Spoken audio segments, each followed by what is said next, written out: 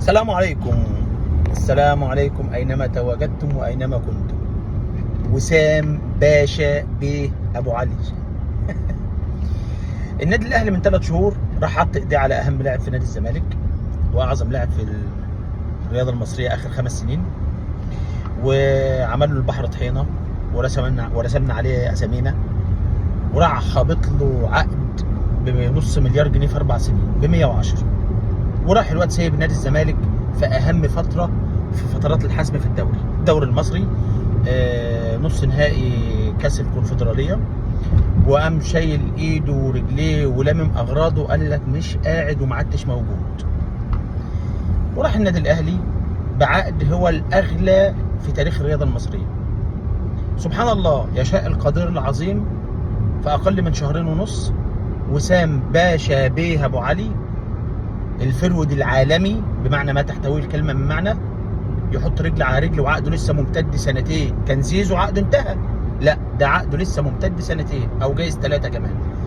الواد يعمل ايه؟ حط رجل على رجل في امريكا وقال لك والله ما ارجع الا بالجرين كارد.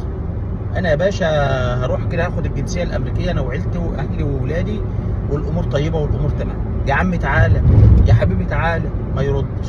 يا عم بنحبك، ما يردش. طب عقدك هتوصله ل1.5 مليون يورو، ما يردش.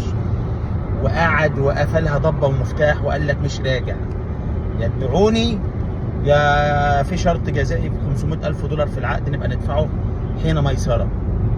تمام؟ يعملوا ايه بقى؟ ما هم ولاد اللعيبه بقى، ما هو انت عارف ده الناس عاملين زي عقارب. يروحوا مين؟ يفتحوا خط التفاوض مع مين؟ فرود مصر الاول مصطفى بيه محمد الاناكوندا الزملكاوي اللي واكل على طبليه ابوه شبعان، مش جعان. يكلموه مره واثنين وثلاثه واربعه وخمسه لحد ما الخطيب نفسه يتصل عليه مكالمه قعدت اكتر من نص ساعه. الواد الاخر قال لهم انا زملكاوي ومكمل في الاحتراف الاوروبي، ويوم ما ارجع مصر هرجع للنادي اللي عمل اسم مصطفى محمد. برضه خطابات ومراسلات وكلام واغراءات. قام الولد جاي مغير لهم البايو اللي على الانستجرام وكاتب كلمه زمالك وحاطط قلب ابيض عشان يقول لهم ايه؟ خلي عندكم دم.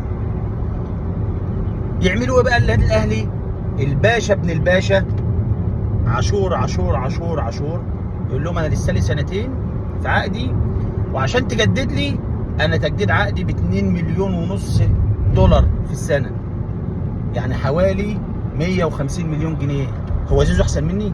ده انا بلعب برجليا الاثنين احسن من بعض. زيزو بيلعب برجل واحده، زيزو بتاع كروسات واوفرات وبالونه، وانت اللي قلت عليه بالونه. امام عاشور دلوقتي يا باشا عاوز 150 مليون جنيه في السنه، تمام؟ ده كده خلاص بقى عنده عقود وانا مش قاعد، ما هي بقت هيصه. وكيل اعماله بقى ابوه، زي ما كان مصطفى زيزو ابو زيزو وكيله، بقى عاشور هو وكيل امام عاشور.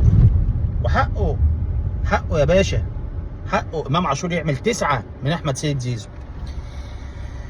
وحسين الشحات ومحمد مجدي قفشه عايزين يجددوا عقودهم برضو ويرفعوها للدرجه الاولى الVIP.